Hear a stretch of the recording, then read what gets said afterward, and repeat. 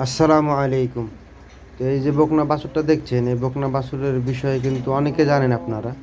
তো বাছুরটি হঠাৎ করে গত 2 দিন ধরে অসুস্থ, গতকালকে আজকে। তো আমি গতকালকে একটা রিলস ভিডিও আপলোড করছিলাম, আপনাদেরকে দেখাইছিলাম যে বাছুরটা কেমন অবস্থায় আছে। কালকে চিকিৎসা করছি, তো আলহামদুলিল্লাহ কালকে চাইতে আজকে একটু বেটার, মানে ভালো একটু অবস্থাতে আছে আর কি। তো আজকেও ট্রিটমেন্ট করবো ইনশাআল্লাহ। তো কি কি মেডিসিন আমি ইউজ করতেছি, কোনটা পরিমাণ কি, আমি সম্পূর্ণ বিস্তারিত আপনাদেরকে বলবো। ভিডিওটি ধৈর্য সহকারে দেখুন, তাহলে বুঝতে পারবেন।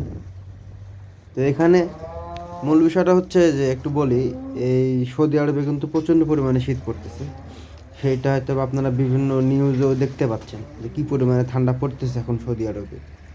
আর এই খামারটা কিন্তু খোলামেলা পরিবেশে, মানে ওইরকমভাবে কোনো ঘেরাও নাই। বাংলাদেশে যেরকম আমরা গরু লালন পালন করি, যে এই প্রক্রিয়াতে দেখা যাচ্ছে একটা শেডে গরু আছে, শেডটা চারিদিক দিয়ে খুব সেফলি ঘিরে রাখা হয়েছে যাতে ঠান্ডা বাতাস বা ঠান্ডা যে কোনো আবহাওয়া ভিতরে প্রবেশ না করতে পারে, বা যেভাবে হোক আমরা এক কথায় বাংলাদেশে কি করি যে গরুকে যাতে ঠান্ডা না লাগে সে ব্যবস্থাটা করি।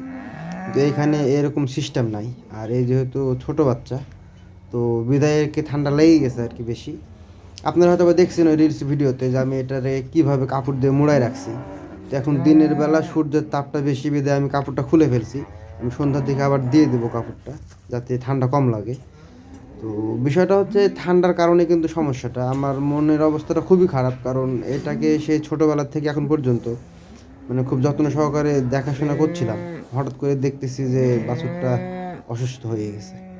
তো বিষয়টা আগে আমি ওইভাবে খেয়াল করতে পারিনি, মানে হঠাৎ করে ঠান্ডাটা বেশি পড়ে গেছে একদিনে। তো যাই হোক, ইনশাআল্লাহ ট্রিটমেন্ট করছি, চিকিৎসা দিচ্ছি, ইনশাআল্লাহ সুস্থ হয়ে যাবে, বাকিটা তো আল্লাহ ভরসা।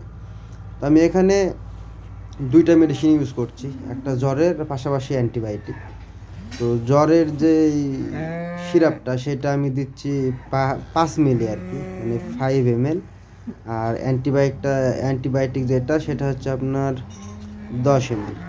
তো এখানে একটা বিষয় যে আপনার এই ওষুধগুলোর যে নাম, সেই নামগুলো কিন্তু বাংলাদেশি ওষুধের সঙ্গে মিলে না। তবে আপনার গ্রুপগুলো কিন্তু মিলে, যে জ্বরের ওষুধের যে গ্রুপটা সেইটা, বা অ্যান্টিবায়োটিকের যে গ্রুপ সেইটা। কিন্তু নামের ক্ষেত্রে গিয়ে আপনি যদি নাম বলি আমি ওষুধের, তাহলে বাংলাদেশে এই নামের ওষুধ খুঁজে পাবেন না, বা বাংলাদেশের ওষুধ এই সৌদি আরবে খুঁজে পাবেন না। মানে বাংলাদেশে যে নামে ওষুধগুলো বিক্রি হয়, ঠিক আছে। তো এটাই ছিল মূল বিষয়। সবাই বাচ্চাটার জন্য বা গরুর বাছুরটির জন্য দোয়া করবেন যাতে আল্লাহ তাআলা সুস্থ করে দেয়। বাকি আপডেট ইনশাআল্লাহ আমি কাল পরশু আবার দিব কীরকম থাকে। তো আজকের মতো বিদায় নিচ্ছি। সবাই ভালো থাকেন, সুস্থ থাকেন, আমার জন্য দোয়া করবেন। আবারও বলতেছি, বাচ্চাটার জন্য দোয়া করবেন। আসসালামু আলাইকুম।